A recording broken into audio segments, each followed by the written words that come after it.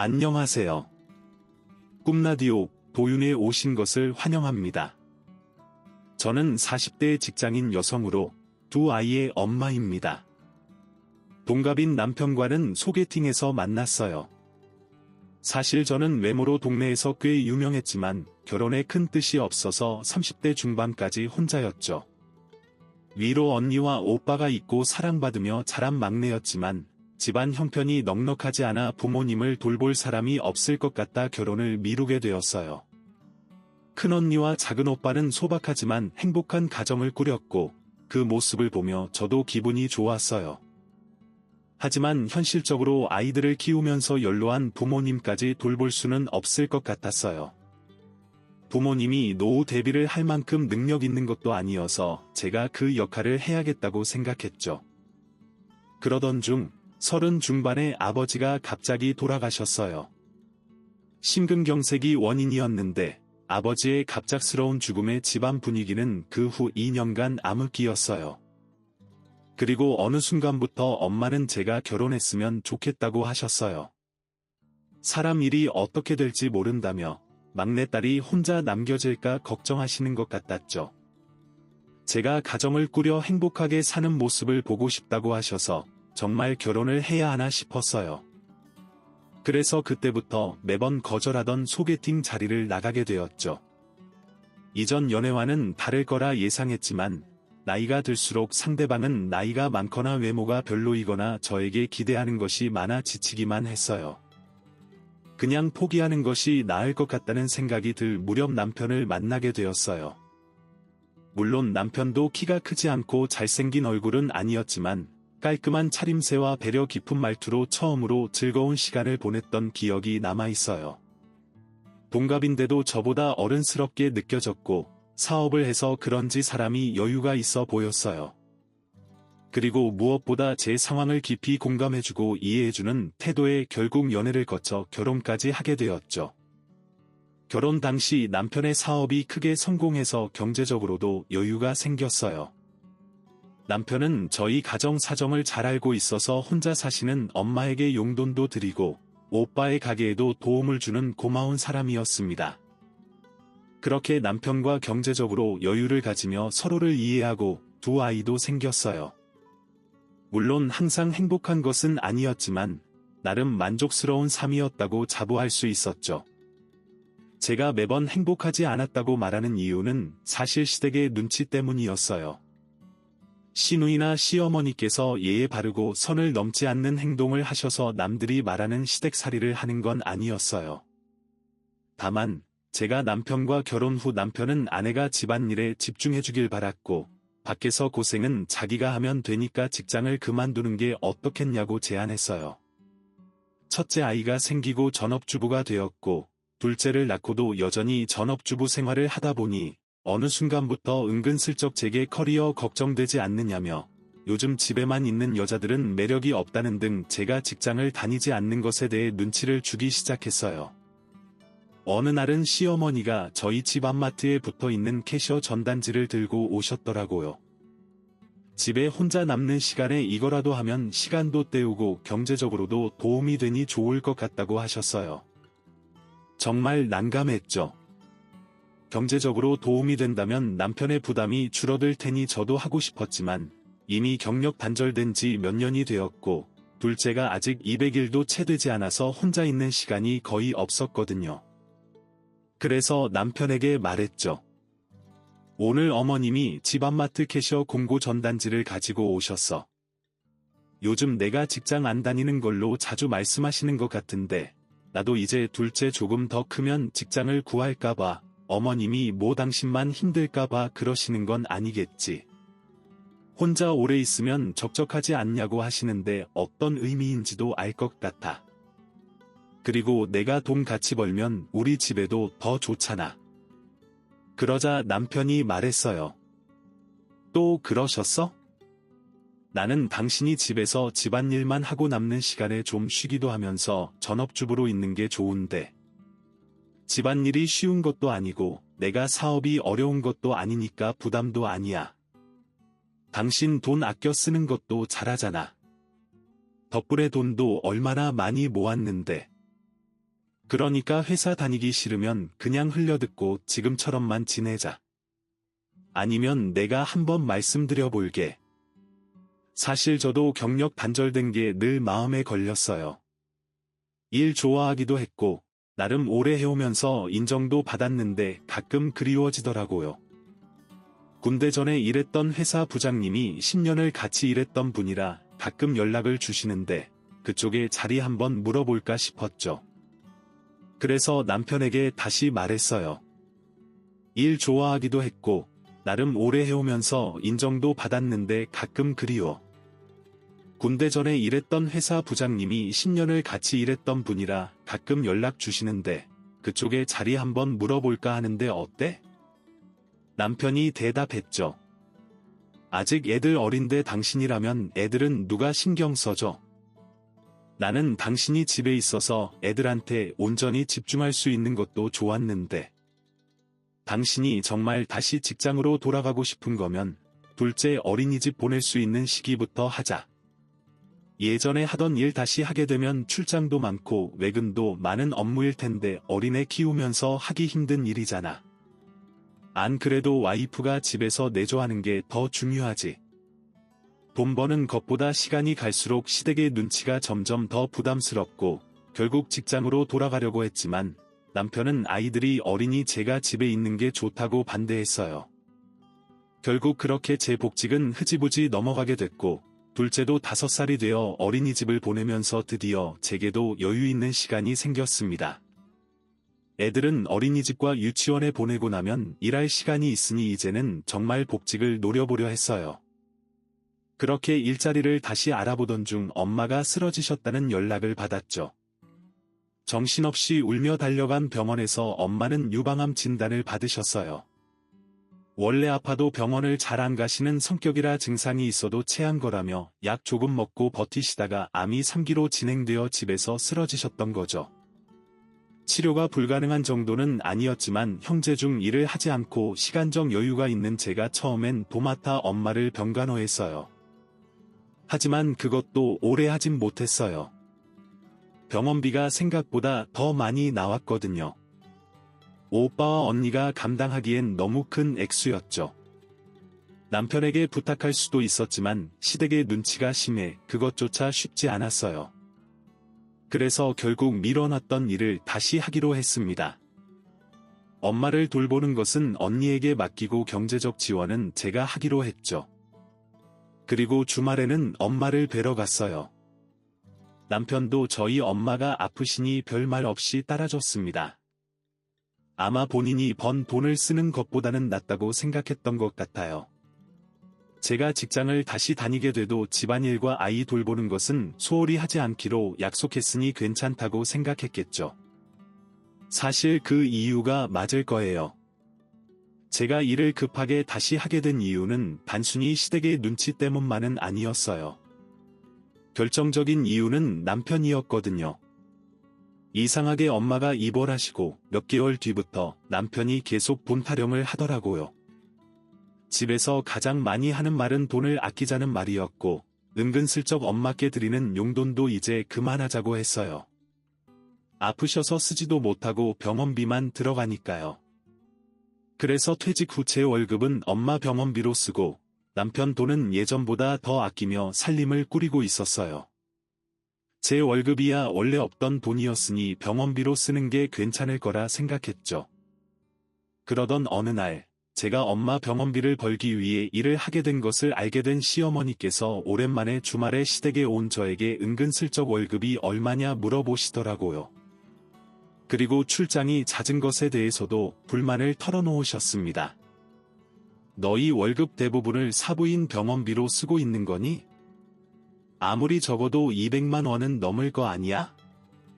애가 둘이나 있으면서 그걸 아끼지도 않고 다 쏟아서 나중에 비상 상황 생기면 어쩌려고 그래? 그리고 요즘 왜 그렇게 출장이 잦은 거니? 어머님, 그래도 원래 있던 돈 말고 제가 돈 벌어서 새로 생긴 돈이니까 괜찮다고 생각해요. 원래 남편 월급은 아끼면서 살고 있어요. 걱정 감사합니다. 출장은 제가 아무래도 영업직 업무랑 비슷한 일을 하다 보니까 외부 미팅이 많아요. 협력사들이 많아서 원래 이 정도로 말을 하시는 분은 아니었는데 무슨 일인지 시어머니는 제 월급에 관심이 정말 많으셨어요. 하지만 별일 아니겠지 하며 대수롭지 않게 넘어갔습니다. 그때는 그냥 질문만 많이 하시던 차였기에 문제없었거든요. 주말마다 엄마의 병원을 들락거리고 평일엔 일하고 집안일하며 정말 정신없는 하루하루를 보내고 있었어요. 그런데 이상하게 남편이 언젠가부터 점점 얼굴도 안 좋아지고 신경질도 종종 내더라고요. 특히 돈 쓰는데 예민해져서요. 관심도 없던 가계부를 쓰고 있는 거냐며 묻질 않나, 엄마 병원비로 얼마나 들고 있는지에 대해서도 물어봤어요. 그러면서 요즘 일한다고 집안일도 너무 신경 못 쓰고 있는 거 아니냐며 대뜸 짜증도 내기도 했고요. 하지만 어쩔 수 없었죠. 일이 바빠져 지방 출장을 가는 일이 잦아지기 시작했어요. 언니와 오빠도 일을 하며 엄마를 돌보는 거라 주말엔 제가 병원에 가 있어야 했는데 어쩔 도리가 없었죠. 그래서 이제 내가 돈을 벌기도 하니 잠깐이라도 간병인을 써야겠다고 생각해 알아보고 있었어요. 그런데 남편이 본인이 주말에 가겠다며 제가 바쁠 땐 자기가 할 테니 굳이 가족도 아닌 타인에게 엄마를 맡기지 말자고 말하더군요. 그런 남편에게 당신은 사업하기 바쁜데 그럴 시간이 어딨냐고, 제 월급으로 간병인도 고용할 테니 걱정 말라 했죠. 하지만 남편은 요즘 병원비나 집에 들어가는 돈이 어떻게 굴러가는지 제대로 알고 쓰는 건 맞냐면서 이제 그냥 돈 관리는 본인이 하겠다고 나서는 것이 아니겠어요. 제가 생각보다 너무 바빠 예전처럼 절약을 하는 것도 아니고 어디로 흘러가는지도 모르면서 그냥 급한 마음에 막 쓰고 있는 것 같다 하더군요. 이해가 안 가는 말은 아니었어요. 그래서 돈 관리는 남편에게 맡기고 엄마 병원비는 밀리지 않아야 한다고 당부했습니다. 주말 간병인도 결국 고용하지 않고 남편이 제 대신 돌봐주기로 했어요. 요즘 부쩍 짜증이 많아졌어도 원래 저희 엄마에게도 잘했던 사람인지라 믿고 맡기기로 했죠. 그런데 사람 감이라는 게 하지도 않던 돈 이야기를 종종 하고 급격하게 화를 내거나 혼자서 한숨 쉬는 모습들을 보니까 갑자기 혹시 사업에 무슨 문제가 생긴 건 아닌가 하는 생각에 불안한 마음이 들었어요. 남편의 모습이 그렇게 변하니까 의심이 가기 시작했죠. 그러나 회사 일이 점점 더 바빠져 한동안 모든 것을 남편에게 맡기게 됐어요.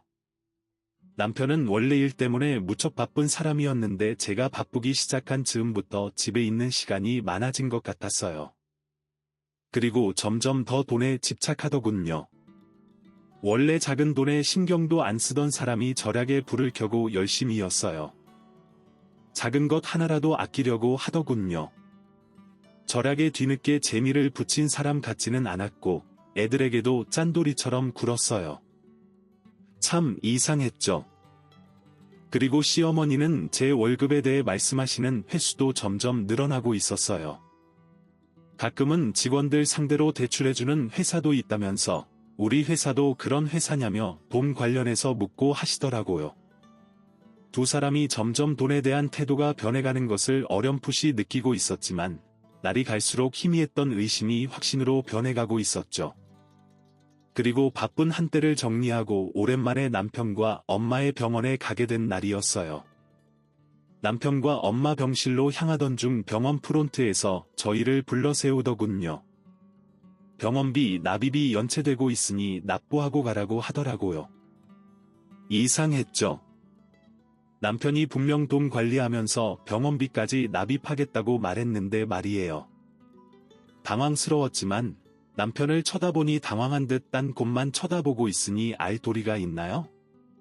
수납하는 곳에 가서 연체된 병원비 100만 원가량을 이체를 바로 시켰습니다. 엄마 병실로 가면서 남편에게 설명이 필요할 것 같다 쳐다봤는데 이체 직후부터 표정이 좋지 않더군요. 어디 아프냐고, 할 말 없냐고 물었더니 한숨만 쉬고 있다 말하자길래 우선은 같이 병실로 갔어요. 엄마를 보니 남편이 주말마다 들여다본 것 치고는 엄마가 남편을 반가워하더라고요. 대화를 하는데 제가 알고 있던 것과는 다른 점이 있는 것 같았습니다. 주말에 너 있을 땐 간호사 선생님들이 사람이 있으니 이 정도까지 신경 쓰지 않았는데 요즘엔 주말마다 나 어디 불편한 곳 없는지 필요한 건 없는지 확인하러 들어온다니깐 참 친절한 분들이시지. 그래도 오늘같이 둘이 오는 거 너무 좋다. 우리 사위도 오랜만에 보는 것 같고 넌 많이 바쁘니 얼굴이 좀 상했네. 아, 엄마 요즘 출장이 많아져서 이리저리 신경 쓸 게 많네. 근데 이 사람 저번 주에 와보지 않았어? 내가 출장 다녀서 이 사람이 대신 왔을 텐데. 그럼 전주에도 왔지? 그치, 이 서방 내가 그냥 매주 봐도 반가워서. 그래, 반가워서 장모가 사위 반가워하는데 이유가 있니? 안 그래 얘, 너 요즘 많이 바쁜가 보다. 진짜 얼굴이 반쪽이 됐네. 밥은 잘 먹고 다니는 거야? 엄마는 주말에 제가 없으니 병원 직원들이 잘 챙겨주고 확인하러 온다고 하시더군요. 분명 전주만 해도 남편은 엄마 병실에 다녀온 것처럼 이야기했는데 말이죠. 그리고 제일 이상했던 건 병원비였어요. 내 월급 통장까지 본인이 관리하면서 엄마 병원비까지 챙기겠다고 했던 사람이 병원비에 관련해서 아무것도 모른다는 듯이 손 떼고 있다니, 이건 정말 그냥 넘어갈 수 없는 일이라 생각해 병원을 나와 집에 가는 차 안에서 대화를 해보려고 했습니다. 그런데 웬걸, 오히려 남편이 먼저 적반하장으로 성질을 내는 것이 아니겠어요? 당신 그렇게 돈이 남아돌아? 유동현금이 어디 있다고 100만 원을 병원비로 바로 이체를 시켜? 미래에 어떻게 쓸 건지 잘 생각해보고 내야 할 거 아니야? 남편의 이런 태도에 저는 할 말을 잃었습니다.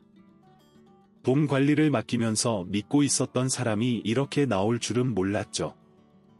결국 저는 집에 도착한 후 남편과 심도 깊은 대화를 하기로 결심했습니다. 뭐 당신 통장에 있으면 그게 다 당신 돈이야. 그걸 왜 마음대로 아무 생각 없이 장모님 병원비로 턱턱 내버리는 거야? 나는 뭐 생각이 없어서 돈 아끼면서 살고 있는 줄 알아? 당신 지금 그게 무슨 말이야? 내가 엄마 병원비 당신한테 손 안 벌리겠다고 다시 직장 들어가서 그 돈 벌고 있는 거 몰라서 하는 말이야. 그리고 당신이 경제 관리 다 하면서 엄마 병원비까지 밀리지 않게 수납해 두겠다 자신있게 말해놓고 오늘 같은 상황에서 큰 소리가 나와 내가 뭐 우리 엄마 인생을 책임져 달랬어. 내가 벌어온 돈으로 엄마 병원비만 밀리지 않게 내달라 한 거잖아. 그걸 지금 못해서 연체시켜놓고 아무 생각 없이 썼다고. 그래 당신이 부탁했었지. 근데 나도 다 생각이 있어서 그런 거지. 근데 거기에 대고 현금을 더 내버리면 내가 생각했던 미래는 다 어떡하라고. 내가 돈 좀 아끼자고 계속 말했지. 돈 아까운 줄도 모르고 그냥 마음대로 다 써버리면 가정은 어떻게 지키려고. 그래 장모님 병원비 그래 필요하지 않아. 근데 생각을 해봐. 장모님 지금 몇 개월째 치료 중인데 호전되고 있는 것 같은지. 솔직히 말하면 난 그래 당신이 돈을 벌면 장모님 병원비만큼 우리 가정도 생각해야지. 오랜만에 회사 다니면서 고생이란 고생은 다 하고 매번 병원비 명목으로 땅바닥에 돈 벌다시피 하는데 내가 돈이 안 아깝겠어. 솔직히 이건 장모님도 너무하신 거지. 통원 치료도 아니고 그 비싼 병원비 내면서 계속 입원하시는 거면 돈 되는 사람은 어떻게 살라고 그런 결정을 내리시는 건데. 형님이나 처형도 병원비 낼 처지 안 되는데 그냥 우리한테 독박 쓰라고 하는 거 아니야. 당신 무슨 말을 그렇게 해? 아픈 사람한테 어떻게 말을 그렇게 해? 남만이고 우리 엄마야. 당신 장모님이라고 엄마가 아프고 싶어서 아프신 것도 아니고 매번 우리한테 미안해하는 것도 모르는 거 아니면서 지금 병원비로 쓰는 게 아깝다니. 가벼운 것도 아니고 3기야 치료하며 살 수 있다지만 고통이 없는 것도 아니고 진행이 많이 돼서 난 잘못했으면 엄마를 잃었을까봐 아직까지 심장이 떨려. 땅바닥에 돈 버리는 거 아니고 뭐라도 해보려고 열심히 치료 중인 거지. 그렇게 말하면 안 되지. 당신이 번 돈도 아니고 내가 벌어온 돈이야. 내 돈 당신이 뭐라고 말할 자격 없는 돈. 고작 100만 원으로 지금 당신이 얼마나 막말을 한 건지 알고나 있어. 고작 100만 원 이제 다시 돈 좀 벌기 시작했다고. 그 앞에 고작이 붙어. 그 100만 원도 없어서 피눈물 나봐야 알지. 이제껏 내 돈만 쓰다가 돈 벌기 시작했다고 유세 부리는 거 아니면 뭐야 내가 장모님 병원비 쓴 것 때문에 화낸 줄 아나 본데 아니야 당신이 돈에 대한 개념이 없어진 것 같아서 알려고 화내는 거지 고작 100만 원 당신은 기름값도 아깝다. 절약 좀 할 수 있는 사람인 줄 알았는데 내 돈으로 씀씀이만 커져서 아끼려는 사람 속만 뒤집네. 여기서 그냥 내려서 걸어오면서 뭘 잘못했는지 반성 좀 해전에 남편에게 어떻게 된 일인지 차분히 먼저 묻고 싶었던 것뿐인데 남편은 엄마 병원비 100만 원으로 화를 내더군요. 저희 집안이 돈이 넉넉하지 않으나 남편에게 엄마 병원비까지 부담해달라 요구하며 염치 없게 굴고 싶지 않아 일을 시작했던 건데 남편은 그것마저 다 본인 돈으로 보고 허락도 없이 막 썼다는 식으로 저에게 따져 물었습니다. 물론 저도 알고 있어요. 남편이 저와 결혼을 하고 저희 집안에 많은 도움을 줬다는 것을요. 그래서 저도 최선을 다해 남편을 내조했고 남편이 벌어온 돈을 허수로 쓴 적도 없이 아낄 수 있는 것은 최대한 아끼며 살았습니다. 실제로 그렇게 아끼며 열심히 모아 살아온 저 덕분에 적금, 예금, 통장도 남편 앞으로 3개나 있었고 남편도 그걸 보면서 본인이 열심히 일해온 결과를 이렇게 또 알뜰하게 관리해서 눈에 보이게 해줬다며 좋아했습니다. 저도 일욕심이 없던 사람은 아닌지라 남편이 일하는 모습 보면 저 또한 과거의 성취감에 취했던 제 모습이 생각나 그리웠지만 가정에 충실했으면 좋겠다 하던 남편 생각에 생각을 지우고 내조와 육아에만 전념하며 살았어요. 가족들이 행복하면 됐다고 위로하며 가족만을 제 인생의 목표로 두고 살았죠. 그걸 제일 잘하는 사람이라면 제게 그러면 안 되는 거 아닌가요? 엄마 병원비 벌겠다고 이리저리 출장 다니고 정신없이 일을 다니면서도 남편과 아이들이 혹시라도 일상의 불편함을 느낄까봐 야근하고 들어와서도 애들 깰까봐 조용히 집안일을 했고 잠을 줄여 다음날 먹을 밥을 만들어두며 살았습니다. 그저 일한다고 다 내 핑계 친 것도 아니고 늘 하던 것들에 직장이 더해졌을 뿐 전 모든 것을 해내며 살았어요. 도로 한복판에서 차를 세워 내리라고 소리치는 남편을 뒤로 하고 차에서 내려 멍하니 도로 옆 인도를 걷는데 설움이 몰려오더군요. 결혼 생활을 하면서 남편은 제게 요구하는 것이 참 많았습니다. 그 결과로 전 경력이 끊겼고 그건 엄마와 아내로만 제 인생을 지우고 살아갔어요. 남편의 요구로 전업주부가 됐지만 그럼에도 불구하고 본인 아들만 돈을 더 번다고 눈치 주는 시어머니에게 안 좋은 모습을 보일 수가 없으니 남편이 벌어온 돈도 절대 허수로 쓰는 일이 없었습니다. 특히 제게는 더 아끼며 살았죠. 사실 그렇게 살면서 엄마에게도 신경 쓰지 못했으니 엄마가 아프다는 말을 듣고 죄책감이 말도 안 되는 크기로 다가왔어요. 모든 것을 열심히 하며 살았다고 생각했는데 왜 빈틈이 생겼고 엄마는 아플까? 참 제 자신을 깎는 생각도 많이 했어요. 그래도 주저앉아 있을 수는 없었죠. 언니와 오빠도 넉넉한 형편이 아니었고 그나마 제가 제일 숨 쉴 수 있는 틈이 있는 사람이었으니까요. 제가 해야 했으니까요. 사실 다시 일을 시작하게 되면서 숨통이 트이는 느낌이 들었어요. 몇 년 동안 집에 제 자신이 갇혀있던 것은 아니었나 생각이 들 정도로요. 일이 바쁠 땐 엄마의 병, 시댁, 아이들, 남편과 일 같은 것들을 생각할 시간도 없이 그저 나로 살아있는 시간이었어요. 그렇게 정신없이 일하다 집으로 돌아가면 다시 보이는 현실들에 조금 지쳐가고 있었던 것도 있었죠. 그런데 그렇게 나를 지워가면서 희생했던 시간은 보지도 않고 엄마 살리겠다고 노력하는 마음도 모르고 그저 절 사치스러운 여자로 만드는 남편을 보니 허탈하더군요. 그렇게 차오르는 눈물을 닦고 속으로 한탄을 하며 대로변을 걷고 있을 때였어요. 시어머니에게 전화가 오더군요. 오늘 남편 데리고 병원 다녀왔냐고 물으셨어요. 그렇다 대답하니 저희 엄마는 언제까지 병원에 입원해 계시는 거냐고 물었습니다. 병원비도 만만치 않게 나가고 있는데 그거 다 내면서 돈은 언제 모으겠냐고 잔소리도 하셨어요. 참 그 누구와 대화할 기력도 없는 상황에 또 돈 이야기를 하는 시어머니와 엄마 병원비로 말씨름을 해야 하는 제 처지가 서러웠죠. 병원비는 제가 벌어서 내는 거 알고 계시지 않냐 여쭤보니 그래도 언제 어디서 마이너스가 날지 모르는 것이 인생인데 그 돈도 가족을 위해 아껴둬야 하지 않겠냐 하셨어요. 그 소리에 전 참지 못하고 저희 엄마도 제 가족이고 가족이 아파 병원비를 벌고 치료하기 위해 노력하고 있는데 그 말은 저에게 너무한 말 같다 말씀드렸습니다. 그리고 원래도 저희 집은 남편이 벌어온 돈을 제가 아껴가면서 살아서 적금도 꽤 됐고 모아둔 돈도 안 쓰고 남편 손에 쥐어줘서 당장 길바닥에 앉을 리도 없단 말씀드렸더니 시어머니께선 작게 한숨을 쉬시더군요. 그러더니 또 사람 일은 모르는 거라 하는 이야기라며 같은 말씀만 반복하시더라고요. 그래서 결국 속으로 확신했던 것을 물었습니다. 혹시 남편 회사에 무슨 일 있냐고요? 요즘 남편도 안 그러던 사람이 돈에 예민하게 굴질 않나?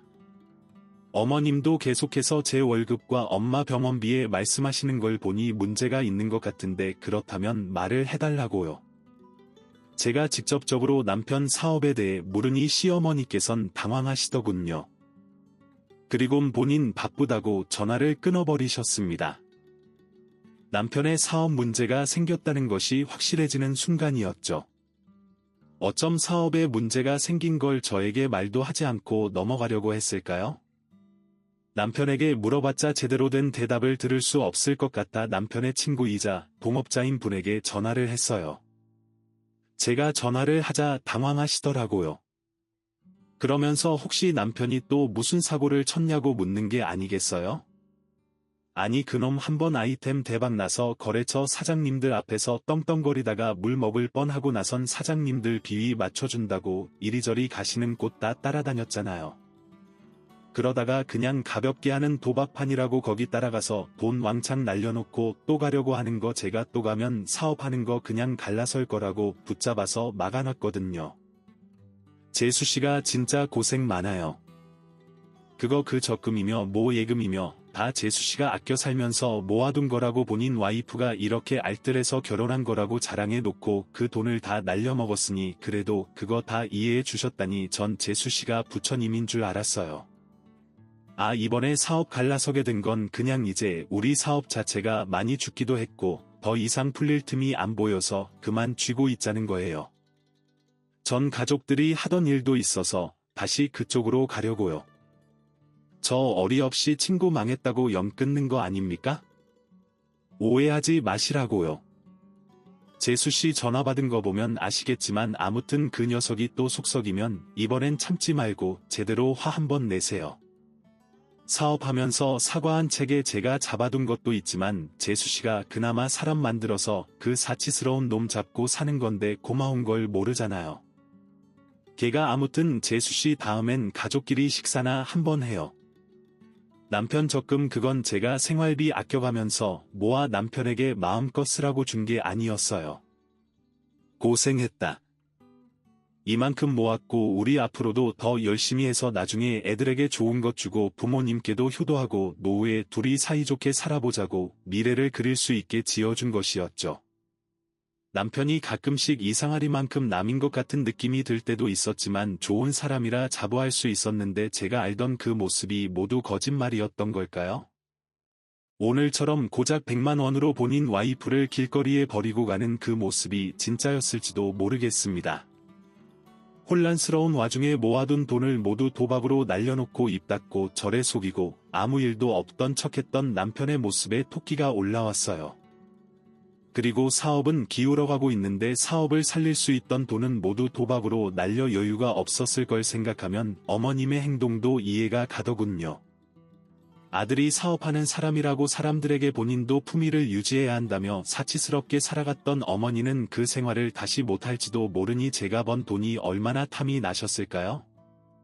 근데 그 돈은 본인들의 몫이 아닌 저희 엄마의 병원비로 대부분 쓰이니 조급해 닥달했을 거란 결론이 나더군요. 어처구니가 없었어요. 가정을 생각하는 척했던 사람들이 알고 보니 본인들의 욕심과 이기심 때문에 아픈 엄마를 살리겠다 발버둥치는 저마저 손가락질하고 탓하고 욕을 했던 것이니까요. 제가 절 이해해주던 그 모습에 속아 너무 남편만 믿고 제 모든 것을 맡겼던 것 같아 속이 쓰렸습니다. 상황이 머릿속에서 정리되니 열이 오르던 머리가 차갑게 가라앉으면서 무엇을 해야 될지 정리가 되기 시작했어요. 우선 남편에게 전화를 걸었습니다. 남편은 제가 알게 된 것도 모르니 그저 뻔뻔하게 잘 걸어오고 있냐, 혹시 또 거기서 택시 타고 사채를 부린 거 아니냐면서 반성 다 안 했으면 집에 돌아오지도 말라고 하더라고요. 뻔뻔하게 구는 남편의 말을 끊고 사업이 망해가고 있냐고, 우리가 모아놓던 돈도 다 날려서 사업을 살릴 돈도 없는 것이 맞냐고 물었어요. 제 말을 듣더니 남편은 장시간 대답이 없었어요. 놀랐겠죠. 그러더니 말을 더듬으면서 당신이 그걸 어떻게 알았냐고 우리 집에 와서 이야기하자면서 다 설명하겠다고 하더군요. 정말 사실이었다니 남편 목소리로 듣고 보니 배신감이 말로 할 수 없이 몰려왔습니다. 그 즉시 대답도 하지 않은 채 전화를 끊고 받을 수 있는 대출을 알아보니 1억 정도 나오더군요. 바로 대출을 받아서 나온 돈을 엄마 계좌로 보내버렸습니다. 그리고 발길을 돌려 집이 아닌 엄마 병원으로 돌아갔어요. 오빠는 저와 근처에 살아서 애들이 같은 학교 다니기에 올게 언니에게 연락해 애들 학교 시킬 때 우리 애들도 같이 데려와 줄 수 있냐고 연락도 했어요. 그렇게 그날은 애들을 데리고 엄마 병원에 있다가 친정집으로 갔습니다. 저와 아이들이 집에 오지 않으니 남편에게 전화가 불같이 오더라고요. 그리고 다음날 친정집에서 애들을 학교에 보내고 짐을 챙기러 집에 들어가니 남편이 거실에서 기다리고 있더군요. 저를 보고 화들짝 놀라 뛰쳐나오는 남편에게 이혼하자고 했습니다. 남편은 그게 무슨 말이냐고 본인이 다 설명하겠다고 하길래 이미 다 들어 알고 있다며 전날 들었던 이야기를 풀어내니 얼굴이 새하얗게 질리더군요.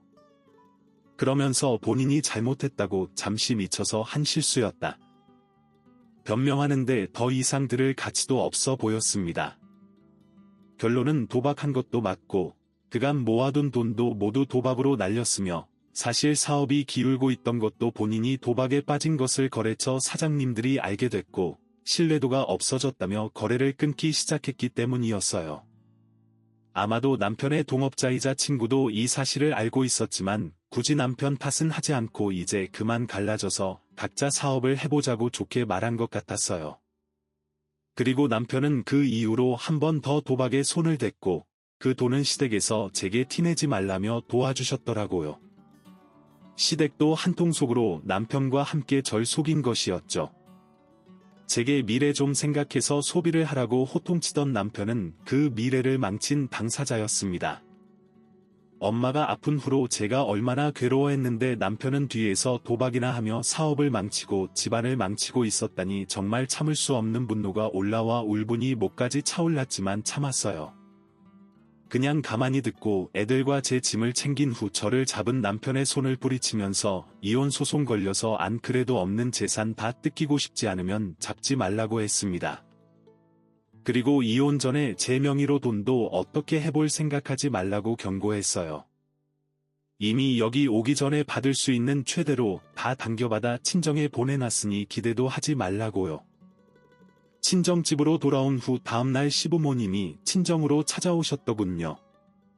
이혼하지 말라고 말리러 오신 줄 알았는데 대출을 얼마나 받아서 친정에 넘긴 거냐며 그 돈 없으면 당신 아들이 죽으니 제발 한 번만 사람 살리는 셈치고 다 눈 감고 넘어가 줄 수 없냐고 비셨어요. 그리고 제 앞으로 아직 대출이 얼마 나오지 않느냐고 혹시 얼마나 나왔냐면서 그 돈으로 남편 빚 좀 갚아줄 수 없냐고 뻔뻔한 부탁을 하시더라고요. 제가 알던 것보다 빚이 더 있었던 것이죠. 어머님 도대체 언제까지 절 속일 생각이었어요. 제 앞으로 나올 대출까지 생각하면서 쉬쉬하다가 때 되면 적당한 핑계 대면서 대출이나 받아오게 쉬기로 하셨어요. 제가 그렇게까지 허수아이 멍청이로 보이셨나 봐요. 남편이 지금까지 저 속이고 뒤에서 도박하면서 재산 날렸던 거, 어머님이 남편 빚을 덮어주면서 제게 일하라고 압박하셨던 것까지 저 다 기억하고 있어요.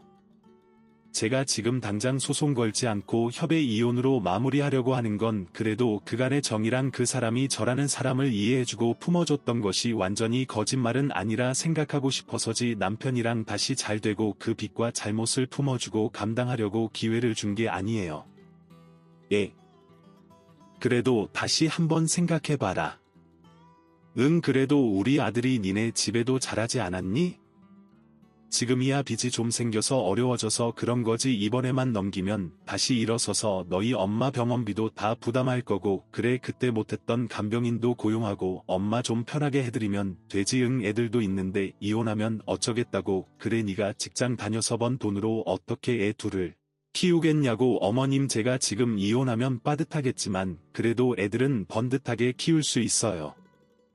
근데 이혼을 안 하면요? 그 사람 도박을 또 해서 빚이 더 있다 하셨죠? 그럼 그 다음은 없을까요? 전 애들 빚쟁이에게 쫓기는 삶을 살게 하고 싶어서 제 것 아껴가며 절약하고 알뜰하게 산 게 아니에요. 미래에 우리 가족 다 더 행복하게 살자고 제가 지금 좀 불편해도 참으면서 아껴 산 거죠. 그런데도 본인들 잘못은 숨기고 아픈 엄마 모시는 댁에 돈 쓴다며 탓이나 하는 게, 제가 어떻게 그런 사람이랑 더 같이 사나요? 무엇이 애들한테 더 해로운지 눈엔 너무 명확하게 보이는데요. 시부모님은 끝까지 제가 아닌 제 앞으로 나올 돈을 잡는다는 말을 하셨어요. 애들 생각하며 이혼을 하지 말라 하셨지만 그 아침에 듣는 이야기는 결국 저희 아이들이 아닌 빚과 도박으로 허덕이는 본인 아들을 위해 저보고 참으라는 것이었죠. 매번 보는 아들만 고생하는 것 같다는 식의 말은 하셨지만 이 정도로 이기적인 분들일 줄은 몰랐습니다. 제가 10년 가까운 세월 동안 어떤 사람들을 믿고 살았던 건지 감도 안 잡히더라고요. 시부모님을 돌려보낸 후 진정으로 언니와 오빠를 불러 그간의 일을 다 말했어요. 오빠는 화가 나 남편을 찾아가려고 했고, 언니는 그저 저를 붙잡고 울고 있었죠. 그리곤 우리도 가족이지만 그동안 막내인 저에게 부담을 다 떠넘긴 것 같다 미안하다고 하더라고요. 참, 그 소리를 들으니 내 가족은 이쪽이 맞구나 생각이 들면서 서러웠던 감정이 복받쳐 올라오더라고요. 남편은 그 이후 한 번 더 저를 찾아와 무릎을 꿇고 빌었지만 정말 마지막 양심으로 애들을 생각할 거라면 이혼하자 말하니 순순히 이혼해주더군요. 일의 시초가 됐던 돈 문제도 더 이상 저에게 요구하지 않았습니다. 아니, 하지 못한 것이 맞겠죠. 그렇게 이혼을 하고 정말 혼자가 된 뒤 엄마는 엄마 통장으로 찍힌 인력과 함께 본인이 그동안 모아두셨던 재산도 같이 넘겨주셨어요. 크지 않은 돈이지만 그동안 저를 위해 조금씩 모아두셨다 하더라고요. 그 돈으로 전 언니와 오빠와 힘을 모아 가게를 하나 차렸어요.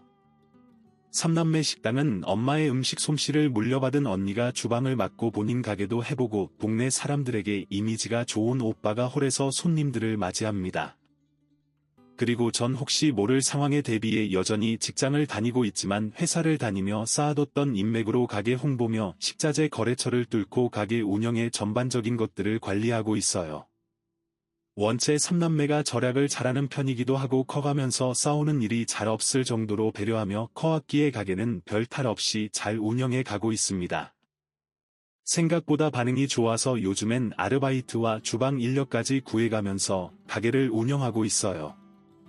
엄마는 제가 이혼하고 잠시 건강이 악화되셨지만 언니 오빠와 함께 손잡고 잘 헤쳐나가는 것을 보니 마음이 놓이셨나 봐요.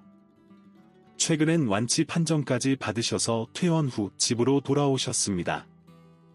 당장 아이들과 나가서 살기엔 벅차고 엄마도 걱정되어 친정집으로 들어왔는데 손주들과 함께 시간을 보낼 수 있어 더 좋으다며 몇 개월 뒤 나가려는 절 붙잡으셨어요. 그래서 결국엔 감사하게도 엄마 모시면서 함께 살고 있습니다. 최근엔 가게 2호점과 체인점 문의까지 들어와 올케 언니와 형부까지 온 가족이 가게에 힘을 쏟고 있어요. 거의 매일 만나는 가족들은 이렇게 된 거 가게가 2호점 3호점을 내게 된다면 그냥 다 같이 큰 집에 모여 사는 것은 어떠냐는 이야기도 우스갯소리를 하고 있습니다. 경제적으로 여유가 없는 집안이었지만 돈이 다가 아니라는 것을 결혼 생활과 이혼으로 알게 됐으니 이 모든 것이 얼마나 감사한지 몰라요. 예전엔 경제적 지원을 받는 대신 늘 주눅들고 저를 지원한 인생을 살았지만 지금은 나라는 사람 그대로 살 수 있어 내일이 숨쉬는 기분이 들거든요. 든든한 가족들이 곁에 있다는 것만으로도 행복한 일상이 된다는 것을 느끼며 살고 있는 중입니다. 남편은 아이들과의 면접 교섭으로 이혼 후 몇 번 만나게 됐지만 한동안 연락도 되지 않고 아이들도 만나지 않더라고요. 그리고 다시 연락이 와선 요즘 가게 잘 되고 있지 않냐며 본인 좀 도와달라고 요구했습니다. 내 또다시 도박에 손을 댄 것이죠.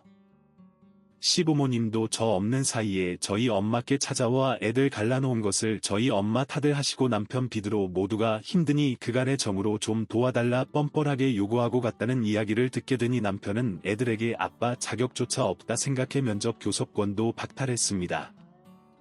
그리고 더 이상 우리 가족에게 닿지 않도록 번호를 바꾸고 인사를 하면서 연이 끊기게 됐어요.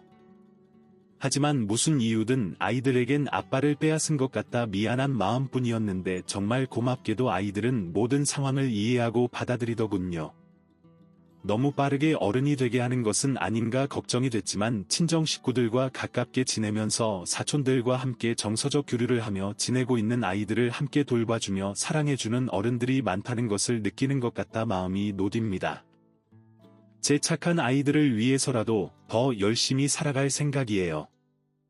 제 이야기 들어주셔서 감사합니다. 오늘도 저희 채널에 와주셔서 감사드립니다.